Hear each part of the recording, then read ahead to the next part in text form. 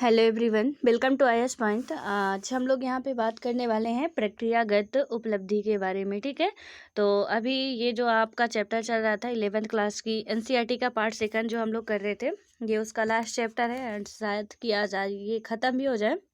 यहाँ पे हमने काफ़ी सारी बातें देखी है कि क्या कैसे होता है, और इसमें ओवरऑल पूरा कंप्लीट ही हो चुका है। कंक्लूजन पे ही हम लोग पहुँचने वाले हैं। तो इसमें जो भी हमारी केंद्रीय यानी कि ऊपर जो 5 केंद्रीय विशेषताओं को हमारे संविधान की आधारभूत महत्व की उपलब्धि कहा जा सकता है। ठीक है, ऊपर हमने पढ़ा था वयस्क मताधिकार की बात की थी, हमने राष्ट्रीय पहचान की बात की थी और कई सारे बातें हमने की थी। तो जो भी इसके नेक्स्ट वीडियो में रहे होंगे तो उनको पता होगा। और उसके बाद हम देखेंगे कि इसके अतिरिक्त कुछ उपलब्धियां प्रक्रियागत भी होती हैं, वो कैसे होती हैं, तो उन पे भी थोड़ा सा नज़र डाल लेते हैं। एंड ये हमारे लिए ये भी बहुत इम्पोर्टेंट है।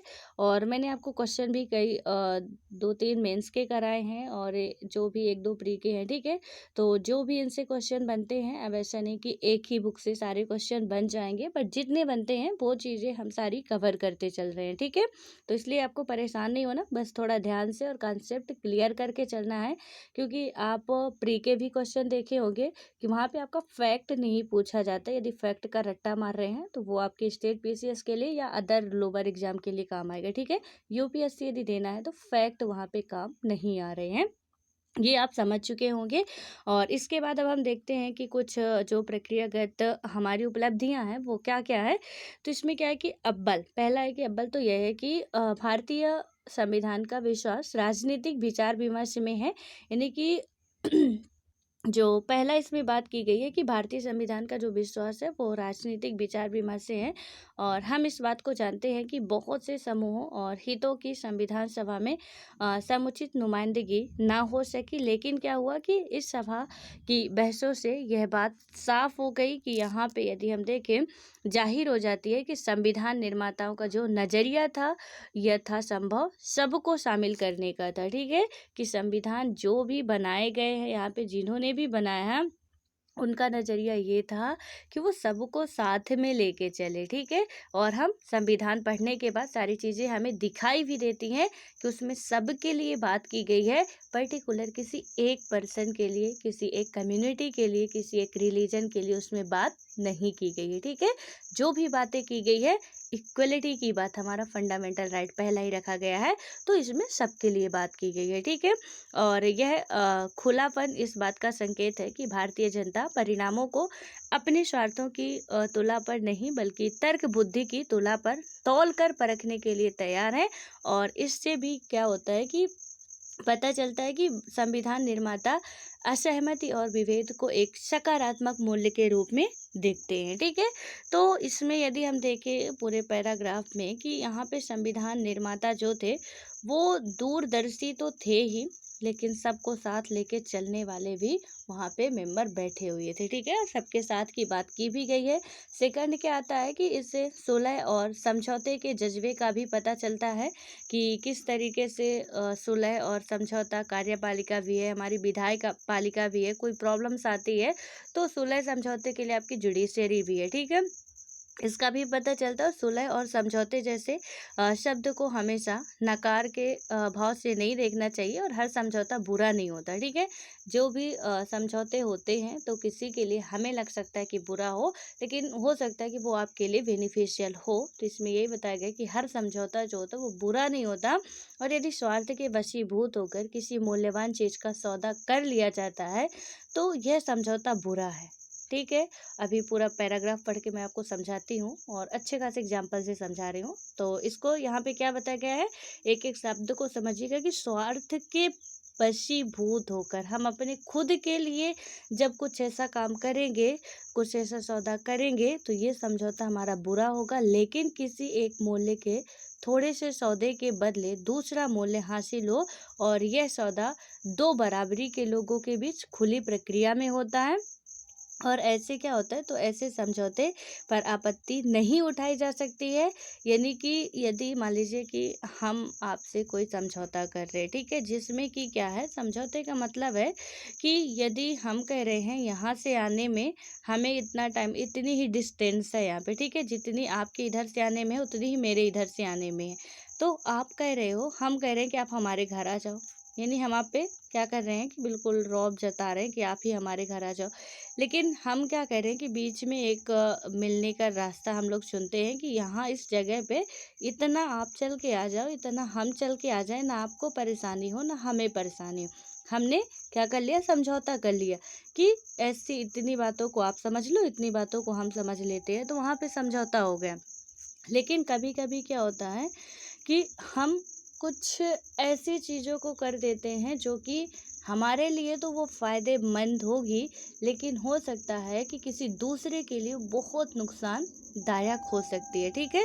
तो इसमें यही बताया गया कि कुछ ऐसे सौदे फिर आदमी जो करता है ना, वो बहुत बुरे होते हैं। तो इसमें चाहे फिर वो पॉलिटिक्स हो, बहुत इसमें भी लोग अपना हेर फेर करते रहते हैं। तो उसमें तो खैर अपने स्वार्थ के लिए काफ़ी ज़्यादा चीज़ें की जाती हैं जो कि कहीं न कहीं सही नहीं होती हैं। और दूसरा क्या होता है कि मूल हासिल हो और यह सौदा दो बराबरी के लोगों में खुली प्रक्रिया से होना चाहिए। तो ऐसे में क्या होता है, समझौते पे आपत्ति हम नहीं उठा सकते हैं और हम इस बात का अफ़सोस कर सकते हैं कि हमारे पास हर चीज़ होनी चाहिए परंतु है नहीं। फिर भी हर चीज़ को थोड़ा-थोड़ा हासिल कर लेना नैतिक दृष्टि से अंगुली उठाने लायक नहीं है। और संविधान सभा इस बात पर अडिग थी कि किसी महत्वपूर्ण मुद्दे पर फैसला बहुमत के बजाय सर्वानुमति से लिया जाए। यह दृढ़ता अपने आप में प्रशंसनीय है। तो जो अभी समझौते की बात आई यहाँ पे, तो इसका मतलब ये कि अब बहुमत की वजह सर्वानुमति, ठीक है, कि जहाँ ज़्यादा मेजोरिटी है उधर ना जाके आप सर्वमत की, अब इसका मतलब समझिएगा, बहुमत की बजाय सर्वानुमत का मतलब कि अभी मैंने आपको समझौता का समझाया ना कि हमने समझौता कर लिया, हमारी भी यहाँ से मान लीजिए 20 किलोमीटर दूर पे ये जगह पड़ती है, ठीक है, यहाँ से भी 20 किलोमीटर दूर पे पड़ रही है। अब यदि इस जगह से आपको आना है इधर, हम कह रहे हैं कि बहुत पावरफुल इंसान बैठे हुए हैं यहाँ पे, हम आपसे कह रहे हैं कि यदि आपको काम हो, आपकी गर्ज हो, तो आप हमारे यहाँ आओ। यानी 20 किलोमीटर आप यहाँ तक आते हो, फिर 20 किलोमीटर यहाँ, आपको 40 किलोमीटर आना पड़ता है, टाइम भी आपका डबल लग रहा। लेकिन आप कह रहे हो कि भाई थोड़ा सा समझौता आप भी कर लीजिए, थोड़ा सा हम कर लेते हैं, थोड़ा सा चल के आप आ जाओ, थोड़ा सा चल के हम आ जाते हैं, तो उतने टाइम की बचत हो जाएगी, आपके भी हमारे भी काम हो जाएगा, यहाँ पे हम मिल लेते हैं, ठीक है ना। तो आप अपने घर में बुला रहे हैं ना उनके घर में जा रहे हैं, आप ये जगह पसंद की और यहाँ पे आप मीटिंग कर लेते हैं। तो क्या हुआ, किससे हमने बात कर ली कि समझौता हमने कर लिया। समझौता कई चीज़ों में होता है, वो तो मैंने आपको आने जाने का बस एक बताया है। इसी तरीके से क्या हुआ कि इसमें बहुमत यानी मान लीजिए कि जैसे वो हमारी संविधान सभा थी, संविधान सभा पे मान लीजिए कि दलितों के लिए कोई आता है, ठीक है, सपोज डेट मैं यहाँ पे दलित का एग्जांपल ले रही हूँ कि इनके लिए कोई बात की जाती है कि इनके लिए कोई लाभ होना चाहिए, इनके लिए अलग से स्पेशल प्रोविज़न की बात करनी चाहिए। तो बहुमत यहाँ पे फिर देखेंगे कि कितने लोग इसमें शामिल हैं, ठीक है, कितने इस विधेयक पर सम्मिलित होते हैं। तो ऐसा ना हो के ये किया जाए कि जो इनमें शामिल नहीं हो रहे हैं विपक्षी वाले, उनका क्या मत है, उनका क्या मत है, यानी कि वो क्या चाहते हैं। और ये जो शामिल थे ये तो थे ही, इनके भी मतों को आप माने, ठीक है, इन ये जो चाह रहे हैं उनकी भी इच्छाओं को आप इन पे इंक्लूड करें, उसे पूरा करने की कोशिश करें। मतलब क्या हुआ कि सर्वानुमति, ठीक है, कि सबकी मति से कि ये विपक्ष है, यदि इसे थोड़ा बहुत प्रॉब्लम्स होगी कि हमें इसमें शामिल नहीं होना, ये सही नहीं है, तो भाई वो बताएंगे भी कि सही क्या है, तो हम उसे इसमें ऐड करने की कोशिश करेंगे। और इसी को आप कहेंगे कि बहुमत की बजाय नहीं, सर्वानुमति से लिया गया। संविधान में जितने भी निर्णय हुए हैं, जितने भी हमारे बातें लिखी गई हैं, तो वो मतलब इस पे ऐसे नहीं था कि ज़्यादा मेजोरिटी हो गई, उस आधार पे दिया गया। ऐसा था कि सबकी बात वहाँ पे मानी गई है, सबकी बातों को इक्वल वहाँ पे महत्व दिया गया है, ठीक है, इम्पोर्टेंस दी गई है, ये आपको याद रखना है। अब यहाँ पे आता है कुछ क्रिटिसाइज करने वाले लोग होते हैं, आलोचना करने वाले। देखते हैं क्या आलोचना हुई है। तो आलोचना जो होती है वो अच्छी चीज़ होती है, जहाँ तक मैं मानती हूँ। कई बार मैं आपको बताई भी हूँ, यदि आलोचक नहीं होते तो हम अच्छे नहीं बनते, ठीक है। तो आलोचक होना बहुत ज़रूरी होता है। यहाँ पे क्या हुआ कि भारतीय संविधान की कई आलोचनाएं हैं, इनमें से 3 पर यहाँ संक्षेप में चर्चा की जाएगी, जो कि है आपका पहला, यदि बात करें कि यह संविधान अस्त व्यस्त है। क्या कहा जाता है, आलोचक क्या कहते हैं कि ये कॉन्स्टिट्यूशन जो है वो पूरा अस्त व्यस्त है। ठीक है, अभी वो सिद्ध करेंगे कैसे अस्त व्यस्त है।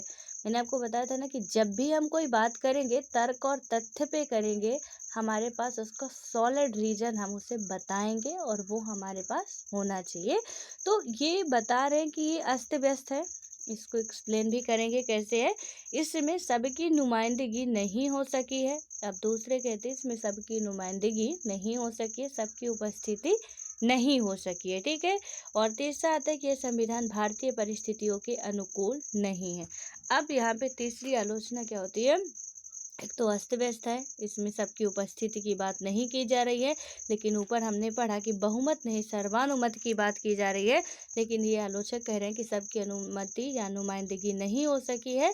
इन सबको हम समझेंगे। और यह संविधान भारतीय परिस्थितियों के अनुकूल नहीं है, ये भी इसमें बताया गया कि ये कॉन्स्टिट्यूशन हमारा भारतीय परिस्थितियों के अनुकूल नहीं बनाया गया। तो कैसे बनाया गया, ठीक है, क्या होता है, भारतीय संविधान को अस्त व्यस्त या ढीला बताया जाता है और इसके पीछे यह धारणा काम करती है कि किसी देश का संविधान एक कसे हुए दस्तावेज के रूप में मौजूद होना चाहिए।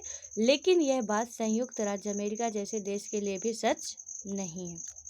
कि वही हो गई ना रूढ़वादी वाली बात कि भाई आप एक बहुत ही सुदृढ़ तरीके से बना दोगे तो कहीं पे परिवर्तन ही प्रकृति का नियम है। तो ये आलोचक जो अभी पूरा अपना प्रूफ करेंगे कि होना चाहिए, लेकिन इसमें ये भी है कि जब अमेरिका जैसे संविधान का यहाँ पे नहीं हो पाया तो हम तो यहाँ पे लिबरल कर दिया और भी मुश्किल है। ठीक है, और यहाँ पे क्या है कि सच बात तो ये है कि किसी देश का संविधान एक दस्तावेज तो होता ही है और इसमें संवैधानिक हैसियत वाले अन्य दस्तावेजों को भी शामिल किया जाता है। और इस तरह इस बात की पूरी संभावना है कि कुछ महत्वपूर्ण संवैधानिक वक्तव्य तथा कायदे उस कसे हुए दस्तावेज से बाहर मिले जिसे संविधान कहा जाता है।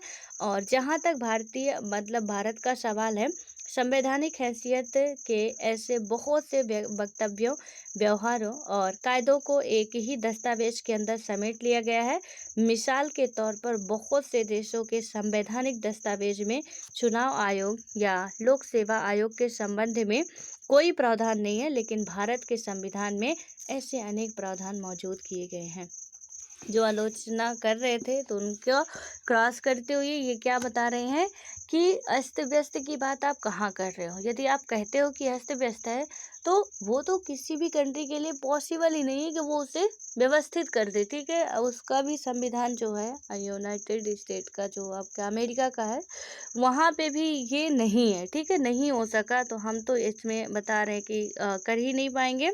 और उसके बाद यहाँ पे कि कुछ एग्जाम्पल भी दे रहे हैं जो कि एक तो देखिए कई देशों से हमारे संविधान में बहुत सी बातें लिखी, उसमें हर चीज़ को संविधान में कहीं ना कहीं रखा गया है और छोड़ने की कोशिश नहीं की गई है। बट अब छूट गया जो भी, तो उसमें से क्योंकि गलतियां सबसे होती हैं। ठीक है, तो यहाँ पे यही बता रहे हैं ये कि कोई अस्त व्यस्त वाली ऐसी बात नहीं है और संविधान के जो बाहर है वो भी हमने संविधान में समेटने की कोशिश की है, जो कि कई सारे देशों के संविधान में ऐसा नहीं कर पाए वो लोग। ठीक है, तो ये भी बता रहे कि हमारी एक उपलब्धि है और उनके बातों को थोड़ा सा क्रॉस कर रहे हैं कि ऐसा जो वो बोल रहे हैं ऐसा बिल्कुल भी नहीं है। और कि यहाँ पे और भी बताया गया है कि भारतीय संविधान सभा का निर्माण कैसे हुआ था। तो हम लोग जो पढ़े थे कि संविधान सभा का निर्माण कैसे हुआ था, उस वक्त क्या बात की गई थी, सार्वभौमिक मताधिकार प्रदान नहीं किया गया था और संविधान सभा के अधिकांश सदस्य क्या थे, समाज के अगड़े तबके के थे। क्या इससे लगता है कि देश के सभी लोगों की नुमाइंदगी हमारे संविधान में नहीं हो सकी। तो यहाँ पे हमने संविधान सभा की बात की, आपको पता है जो सेकंड इसमें क्रिटिसाइज करते हैं कि वहाँ पे नुमाइंदगी सबकी नहीं हो सकी। तो इसमें से हमने संविधान सभा में भी देखा है कि वहाँ पे मतलब ऐसे था ना कि मेंबर ने कह दिया, इस इलाके के मेंबर ने कह दिया हम इससे अपना प्रतिनिधि चुनते हैं, तो वही बनते थे। वकीलों का भी यहाँ पे कहीं ना कहीं बात की जाती है कि उनका ही प्रभुत्व था। तो इसमें से यानी कि आप बात करें कि ज़्यादातर पढ़े लिखे या इंटेलिजेंट लोग ही सम्मिलित थे। तो इससे यही बताया गया कि क्या आपको ऐसा लगता है कि वहाँ पे उनकी नुमाइंदगी हो सकी है या नहीं हुई है। तो यहाँ पे बताया गया है कि ज़रूरी है कि हम नुमाइंदगी के दो हिस्सों में फ़र्क करें। ठीक है, और इससे एक को हम चाहे तो आवाज़ कह सकते हैं और दूसरे को राय। तो पहले दोनों ये वर्ड याद रखिएगा, कभी इंटरव्यू में भी आपसे पूछ लें तो कुछ इसी तरीके से आपको बताना भी चाहिए। तो यहाँ पे क्या हुआ कि नुमाइंदगी में क्या होगा कि आवाज़ अपने आप में महत्वपूर्ण है। लोगों की पहचान खुद उनकी जुबान और आवाज़ से होनी चाहिए, ना कि उनके मालिकों की जुबान और आवाज़ से। अगर यदि हम देखें कि हम इस दृष्टि से विचार करें तो हमारे संविधान में गैर नुमाइंदगी मौजूद मिलेगी, क्योंकि संविधान सभा के सदस्य सीमित मताधिकार से चुने गए थे, ठीक है, ना कि सार्वभौमिक मताधिकार से। तो जब आप आपाज की बात करोगे तो यहाँ पे सीमित मताधिकार से वो चुने गए थे। इतना लोगों में अवेयरनेस भी नहीं था। कुछ ही लोग थे जो कि थोड़ा बहुत अब पढ़ना लिखना समझ चुके थे, थोड़ी अंग्रेजी फंडा समझ चुके थे, वही लोग इसमें पार्टिसिपेट भी कर रहे थे। तो इसमें आप इस हिसाब से कह सकते हो कि यहाँ पे नुमाइंदगी नहीं थी बेशक। लेकिन वहीं पे सेकंड आता है कि अगर हम नुमाइंदगी के दूसरे पहलू यानी कि राय पर गौर करें तो हमारे संविधान में गैर नुमाइंदगी नहीं मिलेगी। अब कैसे नहीं मिलेगी कि यह कहना तो खैर अपने आप में एक अतिशयोक्ति है कि संविधान सभा में हर किस्म की राय रखी गई, लेकिन इसमें सच्चाई का एक पुष्ट जरूर है कि यदि हम संविधान सभा में हुई बहसों को पढ़ें तो जाहिर होगा कि सभा में बहुत से मुद्दे उठाए गए और बड़े पैमाने पर राय रखी गई। सदस्यों ने क्या किया कि अपने व्यक्तिगत और सामाजिक सरोकार पर आधारित मसले ही नहीं बल्कि क्या किया कि समाज के विभिन्न तबके के सरोकार और हितों पर आधारित मसले भी उठाए हैं। यहाँ से आपको क्या पता चलता है कि दो आवाज़ के तौर पे देखें तो बेशक यहाँ पे यूनिवर्सल आपकी जो वोटिंग राइट है उसके अनुसार तो नहीं हुआ, लेकिन इसमें क्या हुआ है कि यदि हम देखें राय के आधार पर तो राय सबकी ली जाती थी। अब सबका मतलब आप समझिए कि एक दो तो उसमें बिछड़े ही होंगे, तो 100 में से यदि एक दो नहीं है तो चलेगा, ठीक है वो भी देश के नागरिक सब कुछ है। बट 100 में से यदि 90 या 99 लोगों को फ़ायदा हो रहा है तो एक दो को नुकसान भी चलेगा। वो आपने सुना होगा ना कि यदि एक की वजह से एक के मरने की वजह से पूरा हमारा घर बच सकता है तो एक को जान देने में कोई हर्ज नहीं होना चाहिए। तो यदि आप इनकी जान बचा सकते हो तो बेशक बचाइए। यदि ऐसा है कि बिल्कुल या तो आप घर भर के मरोगे या तो ये एक मरना चाहिए तो फिर वो एक मरना ही मंजूर कर लेता है, यही बुद्धिमानी भी होती है। तो यही है कि हम 99 लोगों का नुकसान क्यों करें एक लोग के पीछे। है देश के नागरिक वो भी, उन्हें भी सारे राइट्स हैं, लेकिन इसमें यही बताया गया है कि राय का मतलब कि अब सबकी ली जाती है तो फिर आप कहो कि उनकी नहीं मानी गई उनकी नहीं मानी गई, तो ऐसा नहीं है। ओवरऑल हमने बहुमत के आधार पे भी देखा कि बहुमत नहीं सबकी राय की जो भी वो कह रहे हैं कहीं ना कहीं उन सबको सम्मिलित किया जाए। कोई मेजोरिटी की इसमें बात नहीं थी। आई होप कि आप समझ रहे होंगे, और नहीं समझ रहे हैं तो प्लीज़ आप फिर से पूछिएगा, मैं फिर बताऊंगी आपको। यहाँ पे क्या हुआ कि क्या यह संयोग मात्र है कि आज हर शहर के नुक्कड़ पर हमें हाथ में संविधान लिए अम्बेडकर की प्रतिमा मिलती है, और यह अम्बेडकर के प्रति महज सांकेतिक श्रद्धांजलि नहीं है, और यह प्रतिमा दलितों की संभावना का इजहार करती है कि संविधान में उनकी अनेक आकांक्षाओं की अभिव्यक्ति हुई है। तो जो अभी बताया ना कि इसमें सम्मिलित नहीं थी, राय नहीं ली जाती थी, तो यहाँ पे अम्बेडकर जी भी ने तो राय दिया था, बहुत से लोगों ने राय दिया, उनकी मानी भी गई राय। तो इसमें से कोई बड़ी बात नहीं कि राय नहीं मानी जाती थी। एंड आपको मैंने समझा ही दिया कि सबकी राय कैसे किस तरीके से मानी जा सकती है, कैसे नहीं मानी जा सकती है, ठीक है। और एक अंतिम आलोचना है कि भारतीय संविधान एक विदेशी दस्तावेज है, तो इसका हर अनुच्छेद पश्चिमी संविधानों की नकल है और भारतीय जनता के सांस्कृतिक भावबोध से इसका मेल नहीं बैठता है। ये आलोचनाएं बहुत अच्छी वाली हैं कि आप उधार का थैला कहते हैं, सीधे तौर से कहें हम तो इसमें क्या होता है कि संविधान सभा में भी बहुत से सदस्यों ने यह बात उठाई थी, और इस दृष्टि से भारतीय संविधान अत्यंत भ्रामक है, क्योंकि इस संविधान की सांस्कृतिक और मूल्यपरक गतिमति भारत की असली जनता और उसके आचार विचार के सांस्कृतिक तथा मूल्यपरक क्या है गतिमति के अनुकूल नहीं है, ठीक है। यानी कि जो इसमें बताया गया कि उधार का थैला है वहाँ से लिया गया है, तो ये चीज़ें हम पहले भी समझ चुके हैं कि हमने लिया तो है, लेकिन एग्जैक्टली हमने उसे अपना नहीं लिया। हमने फंडामेंटल राइट लिया है, लेकिन फंडामेंटल राइट के अमेरिका में कितने राइट दिए गए हैं। हमने फंडामेंटल राइट वर्ड लिया कि लोगों को मौलिक अधिकार हमें देना है, ठीक है। हमने नहीं लिया कि लोगों को समता का अधिकार देना, स्वतंत्रता का अधिकार देना, शोषण के विरुद्ध अधिकार देना है। एंड हमें समझ में आया कि संपत्ति का, और यहाँ से आप समझ भी सकते हैं कि संपत्ति के अधिकार को पहले तो हमने रखा, बाद में हटा दिया ज़रूरत के हिसाब से। तो इसमें से हमने ये लिया कि मौलिक अधिकार हमें लेना है, ठीक है। और आज आपके लिए ये एक क्वेश्चन भी, होमवर्क भी है कि बताइएगा कि मौलिक अधिकार जो है और आपका जो यदि हम कहें आपका ये मूल कर्तव्य जो है वो किस किस राष्ट्र से लिए गए हैं, ठीक है। ये सच है कि हमने कई राष्ट्रों से बातें ली हैं, but same as it is वही कर लिया है तो नहीं, हम अपने हिसाब से बदले हैं। अब यहाँ पे आता है कि यह आरोप कितना सच है कितना झूठ है, इस पे बात करें तो ये बात सच है कि भारतीय संविधान आधुनिक और अंशतः पश्चिम है। ये पश्चिमी है, बिल्कुल नकार नहीं सकते, ठीक है। लेकिन इससे यह पूरी तरह विदेशी नहीं हो जाता। पहली बात तो यह कि अनेक भारतीयों के ने चिंतन का मतलब ना सिर्फ आधुनिक तरीका अपना लिया बल्कि उसे आत्मसात भी कर लिया, और इन लोगों के लिए पश्चिमीकरण अपनी परंपरा की बुराइयों के विरोध का एक तरीका था। और राममोहन राय ने क्या किया कि इस प्रवृत्ति की शुरुआत हुई थी और आज भी यह प्रवृत्ति दलितों द्वारा जारी है। यदि हम देखें तो वस्तुतः क्या होता है कि बहुत पहले यानी कि 1841 में ही ये बात जाहिर हो गई थी कि उत्तर भारत के तिरस्कृत और अछूत कहलाने वाले दलित नए कानून का इस्तेमाल करने में जरा भी नहीं हिचकिचाए, और इन लोगों ने नई विधि व्यवस्था का सहारा लेकर अपने जमींदारों के खिलाफ मुकदमे दायर किए। इस तरह आधुनिक कानून का सहारा लेकर क्या हुआ कि लोगों ने गरिमा और इंसाफ के लिए अदालत का दरवाज़ा खटखटाया। तो अब आप कह दो कि सुप्रीम कोर्ट की स्थापना विदेशियों ने करवाया था तो हम अदालत नहीं जाएंगे, क्योंकि आपको न्याय तो वहीं से मिल रहा है ना। तो जो आलोचना करने वाले हैं वही कह रहे हैं, आलोचना उनकी सुनेगा कौन? आप उसे प्रूव करो, जाओ न्यायालय में लड़ो। तो न्यायालय किसने बनवाया? पश्चिमी सभ्यता का ही तो देन है। तो वहाँ से न्यायालय में जो वहाँ चलता वही चीज़ें तो हमने यहाँ पे नहीं कर ली हैं। हाँ, हमने न्यायालय वर्ड वहाँ से लिया है, कुछ चीज़ें भी उसकी ली हैं, बट हमारे यहाँ के पब्लिक की डिमांड क्या है? पब्लिक की, मान लीजिए कि यहाँ पे जो लॉ बनाया गया है, हो सकता है कि यहाँ पे ऊंच नीच में फ़र्क किया जाता है वर्ग में, ठीक है। अमीरी गरीबी में फ़र्क किया जाता है। हो सकता है कि किसी और राष्ट्र में रंग पे फ़र्क किया जाता हो सकता है कि किसी और राष्ट्र में जो है कि उनकी जाति को लेके फ़र्क किया जाता है। तो अलग अलग राष्ट्र की अपनी अलग अलग पहचान होती है, अलग अलग विशेषताएँ होती हैं, अलग अलग उनकी समस्याएँ होती हैं, ठीक है।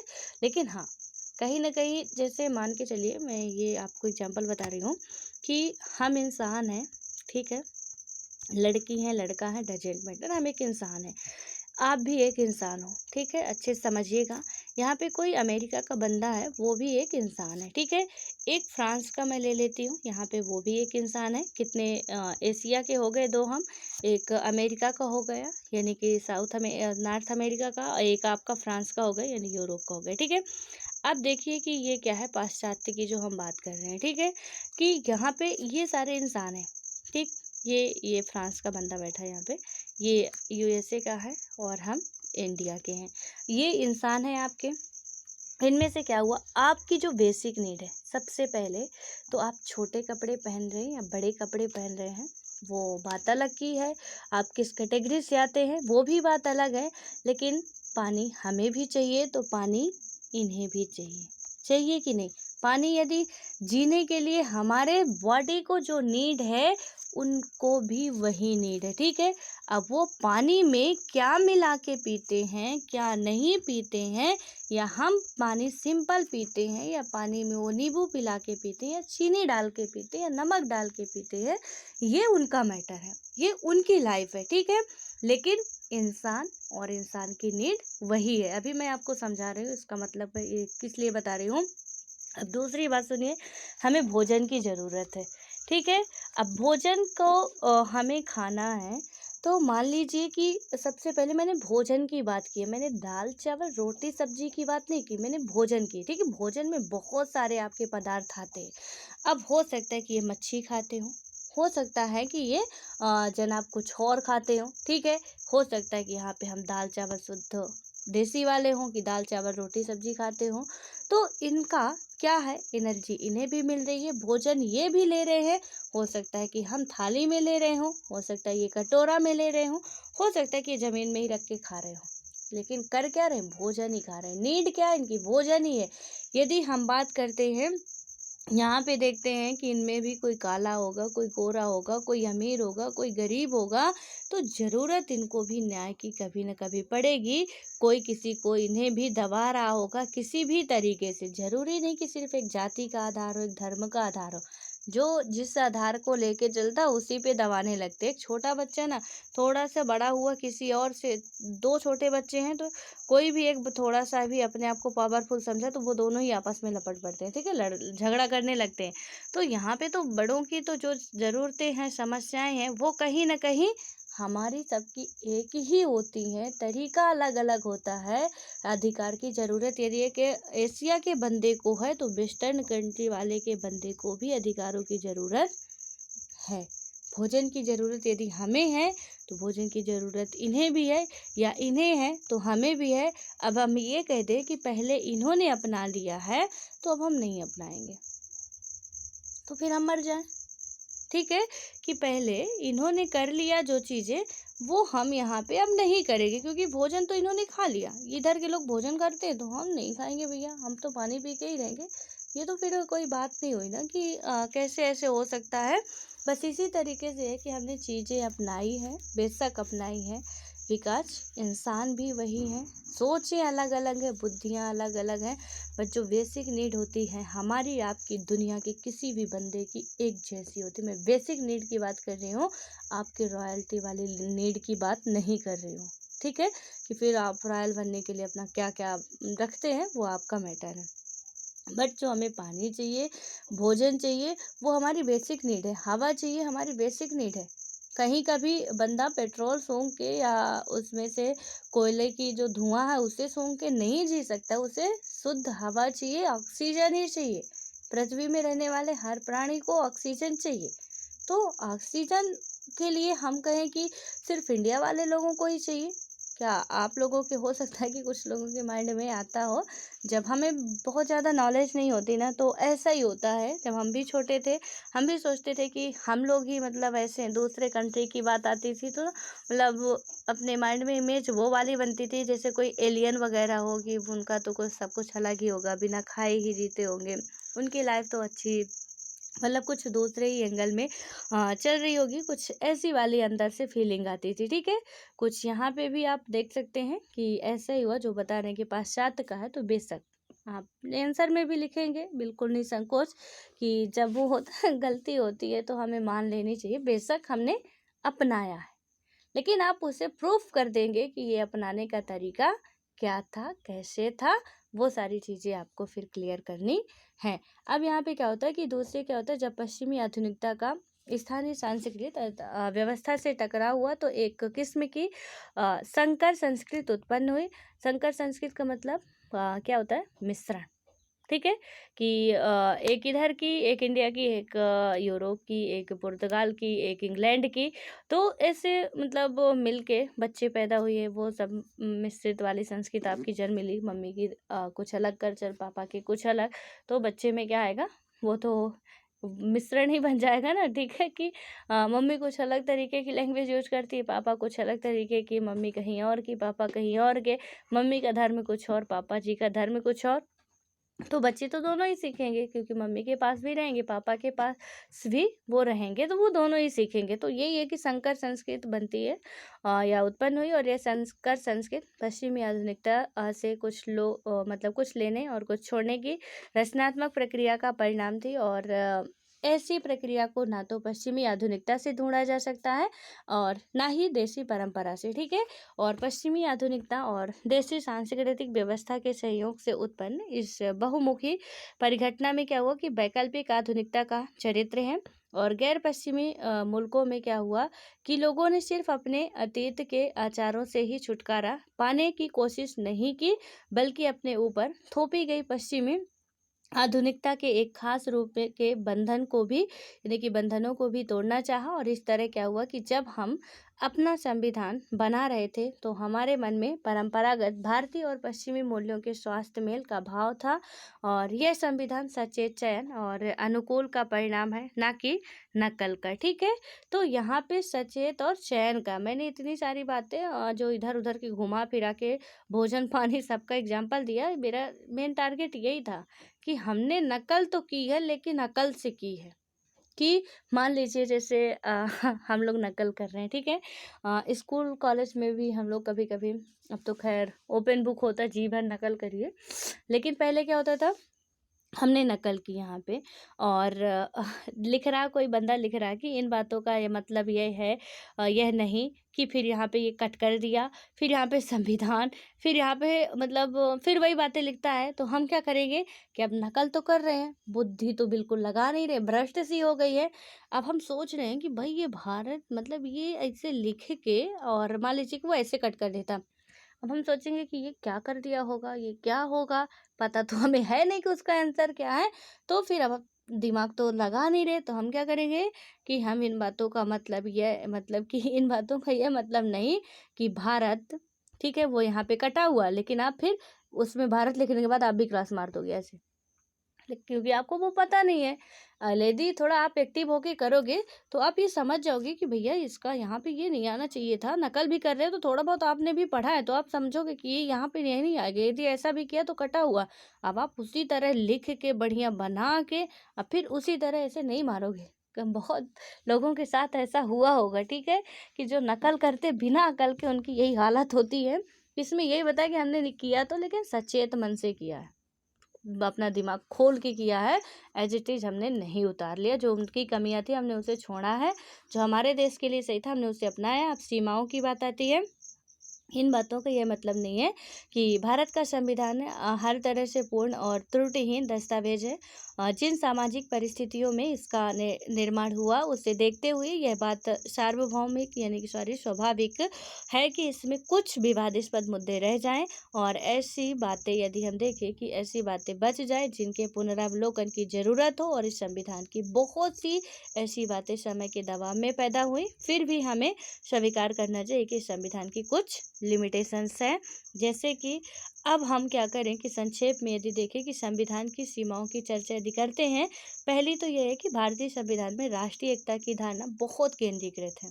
ठीक है, जो राष्ट्रीय एकता की धारणा क्या है वो केंद्रीकृत है। और दूसरे में हम देखते हैं कि इसमें लिंगगत न्याय के कुछ महत्वपूर्ण मसलों, खासकर परिवार से जुड़े मुद्दों के पर ठीक से ध्यान नहीं दिया गया है।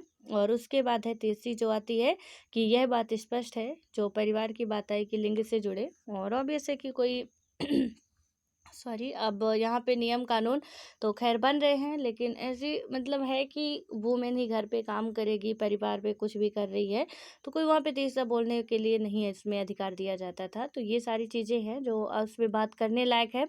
और यह बात स्पष्ट है कि एक गरीब और विकासशील देश के कुछ बुनियादी सामाजिक आर्थिक अधिकारों को मौलिक अधिकारों का अभिन्न हिस्सा बनाने के बजाय क्या होता है, उसे राज्य के नीति निर्देशक तत्व वाले खंड में क्यों डाल दिया गया है, तो ये भी क्वेश्चन एक उठ रहा है। और संविधान की इन सीमाओं के कारण को समझना और दूर करना संभव है, लेकिन यहाँ यह बात महत्वपूर्ण नहीं है। हमारा तर्क यह है कि संविधान की क्या है, ये सीमा इतनी गंभीर नहीं है कि ये संविधान के दर्शन के लिए खतरा पैदा करते। ठीक है, तो ये तो है कुछ लिमिटेशन, बट इतनी भी कोई ज़रूरी नहीं है कि इसके लिए हम पूरा संविधान ही अपना तहस नहस करके रख दें, उलट पलट दें। ऐसी भी कोई बात इनमें ज़्यादा नहीं है। ठीक है, हमें चाहिए कि महिलाओं के लिए होना चाहिए, बट अब ऐसे नहीं। देखिए घर है, घर में यदि चलाना है, आप सब लोग देखते हैं कि हम बहुत बड़ी बड़ी बातें कर लेते हैं। एक यदि मैं बताऊँ, मैं एक मूवी देख रही थी, एक प्रोफेसर थे, ठीक है, एक दूसरी लड़की के साथ रेप होता है। वो प्रोफेसर क्या करते हैं, बहुत ऊंची ऊंची बातें करते हैं, बहुत ऊंची ऊंची बातें करते हैं उसके पेरेंट्स से जाके कि आपको यहाँ पे उसके पेरेंट्स कहते हैं कि जो हुआ सो हुआ, हम अपनी बदनामी अब नहीं करवाएंगे और नहीं जाएंगे, कोर्ट केस नहीं करेंगे। वो प्रोफेसर क्या बोलते हैं कि आप जाइए, आप ऐसे गुनाह को नहीं बर्दाश्त कर सकते हैं, वो दरिंदे कल किसी और के साथ करेंगे। ठीक है, वो प्रोफेसर के द्वारा ही उन्हें न्याय मिलता है। वो जाते हैं, हालाँकि बहुत घिनौने-घिनौने वकील के द्वारा सवाल किए जाते हैं, सब कुछ होता है, काफ़ी इंसल्ट होती है लड़की की, बाद में न्याय मिलता है। लेकिन क्या होता है, कुछ सालों बाद उस प्रोफेसर के लड़की के साथ भी यही घटना घट जाती है। उस लड़की के साथ भी, जब वो यंग होती है, उसके साथ भी रेप होता है और वो प्रोफेसर चुपचाप एक कमरे में बंद होके बैठ जाते हैं कि मैं कहीं नहीं जाऊंगा, मेरी बेटी तो अब रही नहीं, मुझे न्याय नहीं चाहिए, अब मेरी जो बची कुची इज्जत है मुझे उछलवानी नहीं है।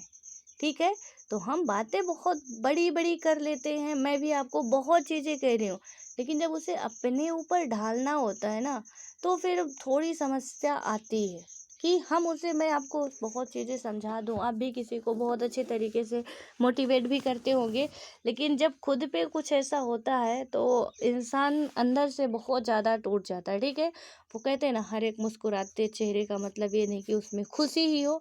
तो कुछ ऐसी बातें आती हैं कि आपको क्या लगता है कि जितने भी मोटिवेटर को आप देखते हैं, वो सारे के सारे बस बिल्कुल अंदर से खुश होते होंगे? जो आपको हँसा रहे हैं, उनकी लाइफ के अंदर भी बहुत सारे चैलेंजेस होते हैं, वो अंदर ही अंदर बहुत ज़्यादा टूटे हुए होते हैं, ठीक है? लेकिन हमारे और आपके लिए वो मुस्कुराते हैं। और जैसे सुशांत सिंह राजपूत का केस हुआ था, आज भी वो पेंडिंग में पड़ा, क्या हुआ, मर्डर हुआ या खुद सुसाइड किए वो, तो वहाँ पे देखिए रही, उन्होंने सुसाइड किया तो उसकी तो वजह बहुत बड़ी रही होगी ना, वरना कि इतना बड़ा फिल्म स्टार ये सब कैसे कर सकता था। बहुत ऐसे सीरियल एक्टर्स हैं, बहुत सी लड़कियां हैं जो कि सुसाइड कर लेती हैं सक्सेस की मतलब कहें कि ऊंचाइयों तक पहुंचने के बाद। तो प्रॉब्लम्स जो हमें हंसा रहे, उनके अंदर भी बहुत से चैलेंजेस आते हैं। ठीक है, तो ऐसे नहीं है, पूरा अपने संविधान सभा में भी है और घर है, और घर की बात कोई भी जल्दी नहीं उछालना चाहता। ओवरऑल मैं ये समझा रही थी कि मैंने वही बताया ना कि जब अपने अंदर आता है, प्रोफेसर सर का एग्जाम्पल मैंने इसीलिए दिया कि जब बात अपने पे आती है तो हम चुप होने की ज़्यादा कोशिश करते हैं, ज़्यादा से ज़्यादा, कि घर की बात हम घर पे ही रखें, बाहर जाने की कोशिश ना, ले जाने की कोशिश करते, ना बताने की करते। चाहे वो एक पुलिस ऑफिसर हो, चाहे आप एक डीएम बन जाओ, चाहे एक सीएम बन जाओ, लाइफ में जब भी आपके कोई प्रॉब्लम्स आएगी, आप ज़रूर कोशिश करेंगे कि वो अंदर तक ही रह जाए। आपको सारे कानून पता है, सारे पैतरे पता है, फिर भी। ठीक है, तो इसमें ये बताया गया कुछ चैलेंजेस ऐसे जिन इनमें ज़्यादा आप ना सोचें, या सोचना चाहिए बट इतना ज़्यादा नहीं कि कोई ज़्यादा आप वही कर दें पूरा जैसे 42वां संविधान संशोधन हुआ तो कुछ ऐसी स्थिति ना कर दें, सोचना चाहिए, ज़रूरी है। अब आते हैं ओवरऑल निष्कर्ष में। तो इसमें हमने जो देखा कि संविधान एक जीवन दस्तावेज है। संविधान की केंद्रीय विशेषताएं उसे जीवंत बनाती हैं। कानूनी प्रावधान और संवैधानिक व्यवस्था समाज की जरूरत तथा समाज द्वारा अपनाए गए प्रदर्शन या दर्शन पर निर्भर है। और इस पुस्तक में हमने जिस संवैधानिक व्यवस्था का अध्ययन किया है, उसके मूल में है भविष्य के प्रति एक दृष्टि, और इस दृष्टि को सबकी सहमति हासिल है। और यह दृष्टि क्या है, ऐतिहासिक रूप से स्वतंत्रता संग्राम के दौरान उत्पन्न हुई, और संविधान सभा ने इस दृष्टि का परिष्कार किया और उसे विधिक संवैधानिक रूप प्रदान किया, और इस तरह संविधान में यह दृष्टि रूपायित हुई है। ठीक है, तो ये यहाँ पे हमने देखा कि कुछ ऐसी घटनाएं हमारे संविधान में होती है। उसके बाद क्या हुआ कि बहुत से लोगों का क्या कहना है कि इस दृष्टि अथवा संविधान के दर्शन का जो सर्वोत्तम सार संक्षेप क्या है, संविधान की प्रस्तावना में है। और संविधान बना, सब कुछ हुआ, तो आपको पता है कि कोई लंबी प्रोसेस नहीं है। ओवरऑल निष्कर्ष में आप लिख सकते हैं, यहाँ पे तो ये काफ़ी बड़ा दिया गया, छोटा सा भी लिख सकते हैं। और इसमें क्या है कि क्या आपने ध्यानपूर्वक संविधान की प्रस्तावना को पढ़ा है, इसमें बहुत से उद्देश्यों का जिक्र तो है ही, साथ ही इसमें एक विनम्र दावेदारी भी है। और इस संविधान को क्या बताया गया, महान व्यक्तियों के एक समूह के ने नहीं प्रदान किया। इसकी रचना और इसका अंगीकार हम भारत के लोग के द्वारा हुआ। संविधान का प्रस्तावना का हमारा पहला वर्ड क्या कहता है, पहला ही लाइन है, हम भारत के लोग, वी आर इंडियन पीपल। पहली लाइन आपकी यही है। ठीक है, प्रस्तावना आप पढ़ोगे, आज फिर से आप रिवाइज करना जो भी पढ़ चुके होंगे, क्योंकि मैं कई बार बोल चुकी कि आप प्रस्तावना रट लीजिए। तो वो है ना कि हम भारत के लोग भारत के संविधान सभा को या जो भी है उसमें। तो इसमें पूरा अच्छे तरीके से लाइन ही ये स्टार्ट की गई। तो आप कह ही नहीं सकते हो ना कि यहाँ पे सिर्फ कुछ ही लोगों की दावेदारी थी। और दूसरा इसमें है कि इस तरह जनता स्वयं अपनी नियति की नियंता है और लोकतंत्र का एक साधन है जिसके सहारे लोग अपने वर्तमान और भविष्य को आकार देते हैं। आज प्रस्तावना के इस उद्घोष का को 50 साल से ज़्यादा हो रहे हैं, ठीक है, वो भी ज़्यादा हो रहे हैं। और हम बहुत से मसलों में क्या है लड़े हैं और हमने देखा है कि अदालतों और सरकारों के बीच अनेक व्याख्याओं पर सहमति थी। केंद्र और प्रादेशिक सरकारों के बीच भी हमने बहुत से मतभिन्न देखे हैं। और राजनीतिक दल संविधान की विविध व्याख्याओं के आधार पर पूरे जोर शोर से लड़ते हैं। अगले साल क्या है कि हम लोग पूरे अच्छे तरीके से देखेंगे कि हमारी राजनीति में बहुत सी समस्याएं और कमियां हैं। फिर भी अगर आप किसी राजनेता अथवा आम नागरिक से पूछे तो पाएंगे कि हर कोई संविधान के अंतर्निहित दर्शन में विश्वास करता है। और हम सब साथ रहना चाहते हैं और क्या करते हैं कि समता, स्वतंत्रता तथा बंधुता की भावना के आधार पर समृद्धि करना चाहते हैं। संविधान की दृष्टि अथवा दर्शन में यह साझेदारी संविधान को अमल में लाने का महत्वपूर्ण परिणाम है। सन 1950 में इस संविधान का निर्माण एक महत्वपूर्ण उपलब्धि थी। आज इस संविधान के दर्शन को जीवंत रखना हमारे लिए क्या हो चुका है, बहुत ही महत्वपूर्ण हो चुका है। संविधान आपको 26 जनवरी 1950 को जो लागू हुआ था उसे जीवित रखना कि अब हमारे द्वारा ये संविधान तो कम से कम जिंदा रहे ही, और हमें हमारे द्वारा क्या हमारी पीढ़ियों को भी ये देना है भी, ठीक है। तो इसलिए संविधान अच्छा है, तो कहीं ना कहीं बुराइयां भी है। ऑब्वियस है, आप दोनों को ही लेके चलेंगे, आप पूरे बैलेंस में ही बना के चलेंगे।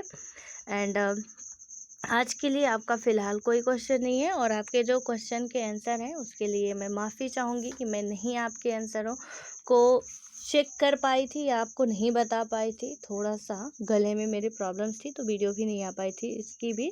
तो उसके लिए आप परेशान मत होइए, बस आप कंटिन्यू लिखते रहिए। और जो मैं क्वेश्चन नहीं दे रही हूँ ना, तो मैं नहीं दे रही हूँ, फिर भी आपको यदि किसी भी वेबसाइट से आपको प्रीवियस ईयर के क्वेश्चन मिल रहे हैं सब्जेक्ट से रिलेटेड या कोई भी और सब्जेक्ट के, आप लिख सकते हैं, ठीक है, और लिख के सेंड कर सकते हैं। ज़रूरी नहीं कि आप पॉलिटी के ही क्वेश्चन सॉल्व करें।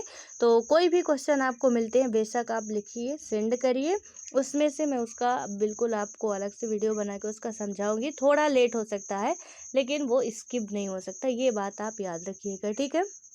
थोड़ा मौसम की वजह से आज थोड़ा गला ठीक है, तो इसलिए आप लोग बिल्कुल परेशान मत हो जाइए। हम पूरा कोशिश कर रहे हैं कि ये सारी चीज़ें करें और आप भी बस लिखते रहिए। ये नहीं कि आज मैडम ने चेक नहीं किया, आज मैं बताया नहीं तो हम आज नहीं लिखेंगे, कल लिखेंगे।